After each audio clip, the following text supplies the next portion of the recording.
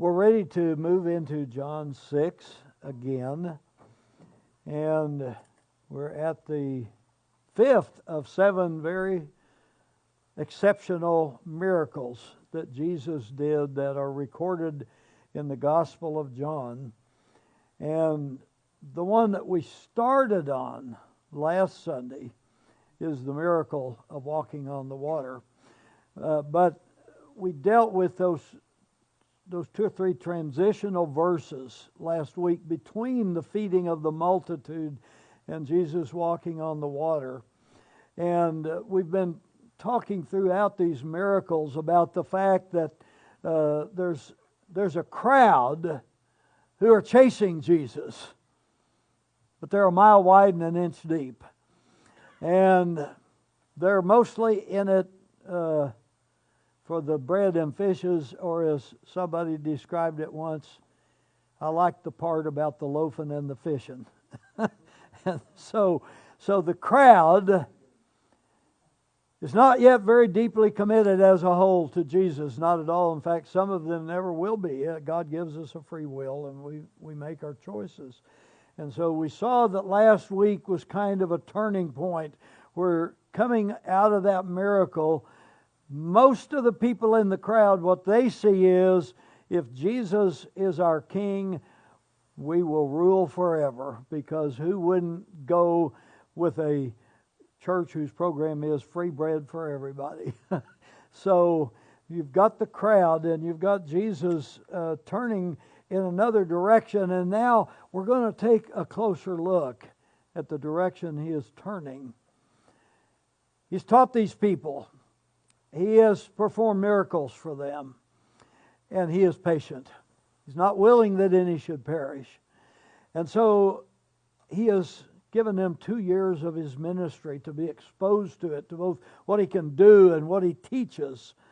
But now there is a point where his focus zeroes in like a laser on those who have stepped over the line. They're not perfect yet.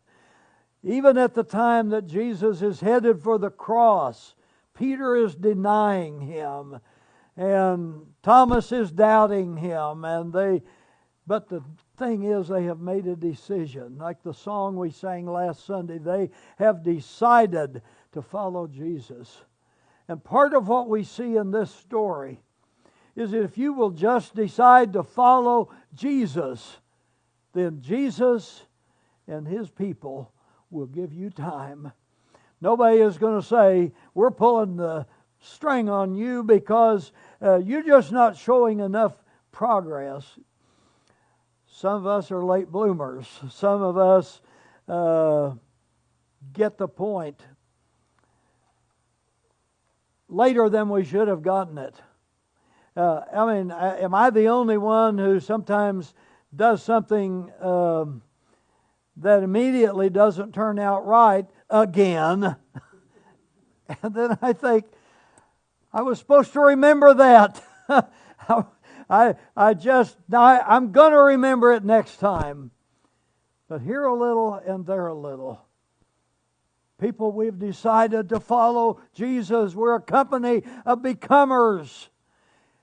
Every person that you go to church with, every person in the family of God, if they have decided to follow Jesus, his promise is, you follow me and I will make you to become.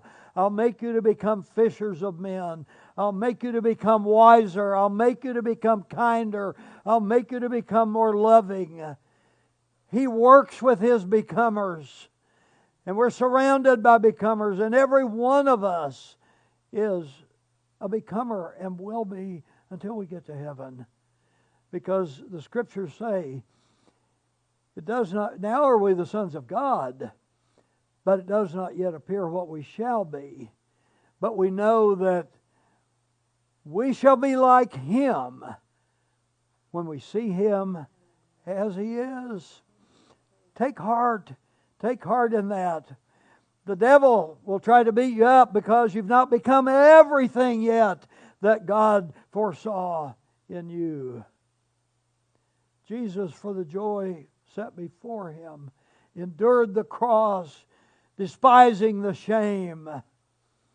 Jesus saw everything that God planted a seed in you to become. He saw it. And that was part of what kept him on that cross, that he saw you as you don't see yourself. He saw you as other people, unless they're especially perceptive, don't see you. But you know what? God calls things that are not as though they were, my friends. He looks at you. He looked at Job and said to the devil, "Have you considered my servant Job? He's perfect." And quite frankly, it irritates me when I hear sermons that suggest that Job brought his troubles on himself because he confessed the wrong thing, because he said one time, "That which I feared has come upon me." And I've heard sermons that suggest that Job was just, he just didn't get it, and therefore he brought bad things on himself. But I'm listening to God, and God says, He's my kid, and I see perfection when I look at Him. God looks at you. He sees the end from the beginning. He sees the potential that God put in you when He created you. So I see a hint of all of that in this story. And so let's look at this part of it as the focus begins to shift to Jesus' disciples. They're a long ways from perfect, but they have made their decision to follow Jesus. So, we're going to begin reading this morning with verse 16 down through verse 21 of John 6. But as darkness fell and Jesus still hadn't come back, where He hadn't come back from is up into the hills. He got away from the crowd. He went up to pray. He went to spend quality time with His Father God. And so the disciples went down to the shore to wait for Him. But as darkness fell and Jesus still hadn't come back, they got into the boat and headed across the lake toward Capernaum. Soon a gale swept down upon them, and the sea grew very rough. And they had rowed 3 or 4 miles when suddenly they saw Jesus walking on the water toward the boat. They were terrified. But He called out to them, "Don't be afraid, I am here." Then they were eager to let Him in the boat, and immediately they arrived at their destination. Let's take a moment to deal with this question. Did God cause the storm? Because, some people say, well, He created a storm so He could show His superiority over it. What I think we see here is Romans 8:28 in full operation. For we know that all things work together for good to those who love God. And that's more helpful to realize God didn't cause the storm, but He anticipates. He knows what the devil is going to throw at you. He knows whatever is going to happen. He anticipates it. He doesn't cause it like a puppet master pulling strings. But we know that all things, good things, bad things, things that were spawned in the pit of hell and in the mind of Satan, and things that came from a good God, and things that were just a part of living on the planet. So the storm came. A meteorologist, I'm convinced, a meteorologist could have explained where that storm came from. We have a friend named Doug Spieger who's got a very important position at that OU-based Center for Weather Prediction and Storm Tracking. Doug has even advised us on some of our longer motorcycle trips. And when I'd say, okay, we can leave sometime within this 3-week window. What's the best window with the least chance of thunderstorms hammering us with hail and warm enough that we can ride in the morning? And so Doug could explain. If he'd had charts and had instruments, he could have explained that storm. But the thing is, the disciples didn't know what weather patterns caused the storm. They just knew they were in a heap of trouble. They were in a bad spot. And so at that moment, Jesus shows up. And I like what the way Mark describes this, and I didn't put this whole passage into the notes, but I was reading again in Mark chapter 6 and verse 48. And there's just some words that really, really speak to me this morning. He saw that they were in serious trouble. How many of you have been in serious trouble? So some of you, it brings a picture. It's not pleasant in itself, but that's life. Man is few of days and lots of trouble sometimes. Serious trouble will happen sometime. And here they were. They were in serious trouble. And they were rowing hard and struggling against the wind and waves. How many of you can think of a time when you were in serious trouble? You were giving it everything you had, and it seemed like you did the best you could do is stay even. Rowing hard, but the wind is against you. And it's a struggle. And the night's dark, and the waves are high, and death is a possibility. And so it was right at that moment, about 3 o'clock in the morning, that says, and this is from the New Living Translation, that Jesus came toward them walking on the water. And that's some of what we're going to be sharing testimonies about tonight. When did it seem like it was 3 a.m. and the night was dark and the waves were high and times looked really, really difficult and even threatening to you? But then here comes Jesus. Anybody ever get exposed to a little song we were singing back in the Jesus movement days? Here comes Jesus. See him walking on the water.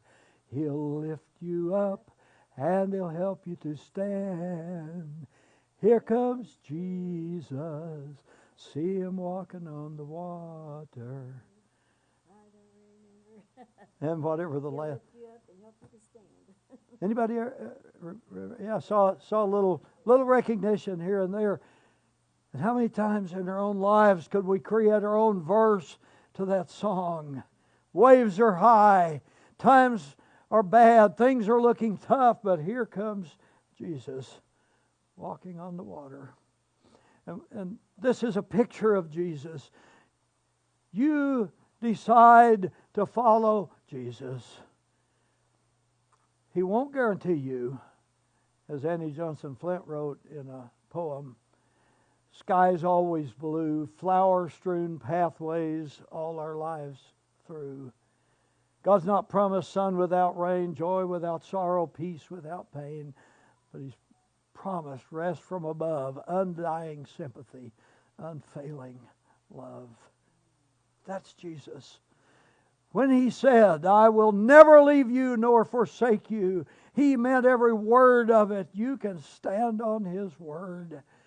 You just decide to follow Jesus, and He'll not only make you to become what God saw from the beginning you had the potential of becoming, but He will be with you. Even as David caught a glimpse of that part of the heart of God when he said, even though I walk through the valley of the shadow of death, I will fear no evil because you are with me, and your rod and your staff, they comfort me. And just a couple of days ago, this message has been incubating and gestating in my heart for a couple of weeks. But it hit me about 2 days ago. Sunday is December 10th. December 10th of 1964, we had graduated from Central Bible College, in my case, Evangel College in Marcia's case, in the year 1964. And we'd gone to work for a church in Oklahoma City, and on a Saturday afternoon, which was December the 10th of 1964, we're driving on the outskirts of Oklahoma City at an intersection with Sooner Road, which runs north, kind of an extension of Highway 77. And we were approaching an intersection which had stop signs, and ours did not, but there were trees and bluffs on either side, so you couldn't see very far either side of that intersection. And suddenly, as we came in, as we were just coming into that intersection, somebody in an old, I think it was a GMC Travelall, if there was such a, it was kind of like an early SUV, very, very heavy, with a drunk driver, and he blew through the stop sign, and our little Ford Falcon Futura that had seconds before been a shiny, cool little car, it was reduced to a crumpled pile of sheet metal as we sat there in the intersection. And I'm clearing my head, and I'm thinking, man, that I didn't see that coming, hardly know what it was. And then looked over at Marcia, and she'd been thrown into the windshield and back across its jagged edges. Blood was streaming profusely from her face, and her left arm, she's a southpaw, and her left arm just hung limp and broken in what turned out to be a butterfly break. They called it three different parts to the break.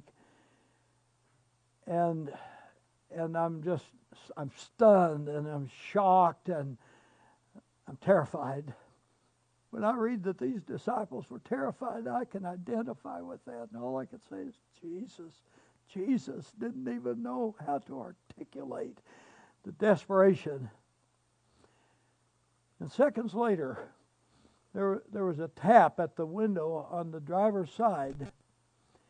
I looked up into a kind face of what looked to me at the time like a middle-aged lady. But you got to understand, I was 22, so she could have been 30 and looked like a middle-aged lady to me.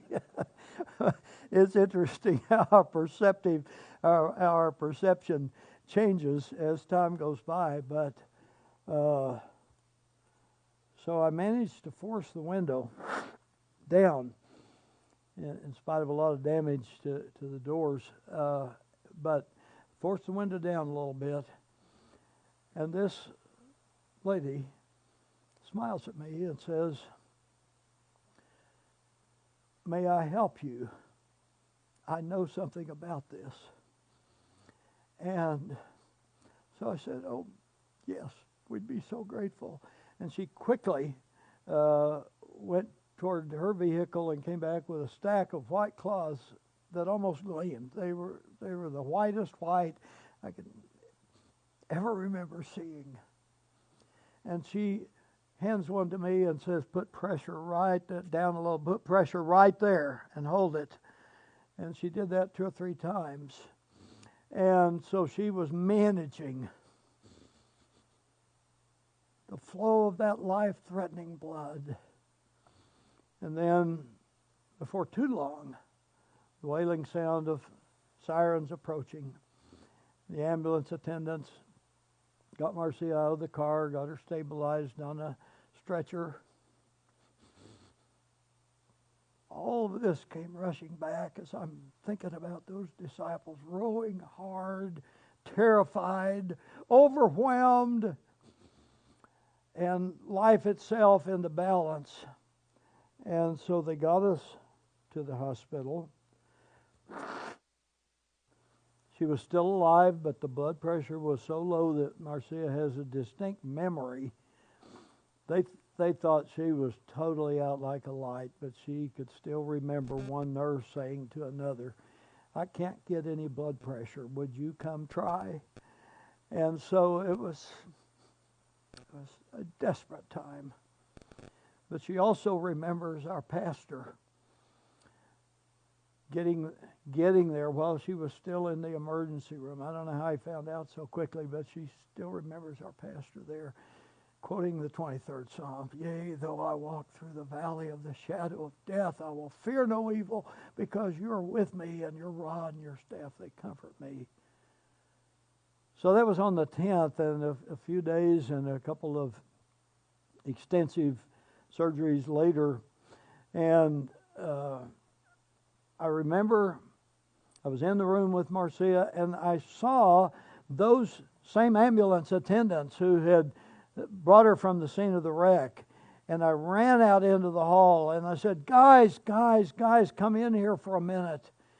I want to thank you for saving my wife's life. She hardly had any blood pressure when she got there, but you acted so fast and did such a great job. And those guys said, oh, thank you, sir, but don't thank us. Thank that lady, whoever she was, because she's the one who saved her life. If she hadn't done what she did, there wouldn't have been enough time, and she wouldn't have made it. And so I found somebody who said, I said, I want to find that lady. I want to thank that lady. And I found someone who said, a lawyer actually that I was talking to, who said, I know a good investigator. Let's just put him on it. Let's see if we can find that lady for you. And he went out. He talked to anybody he could find, described her, described the car, and nobody had ever seen anybody like that. Out in that area of not too many people. Yeah, it was way outside the city. Nobody had ever seen that car. Nobody had ever seen that person. Did not ring a bell. One person.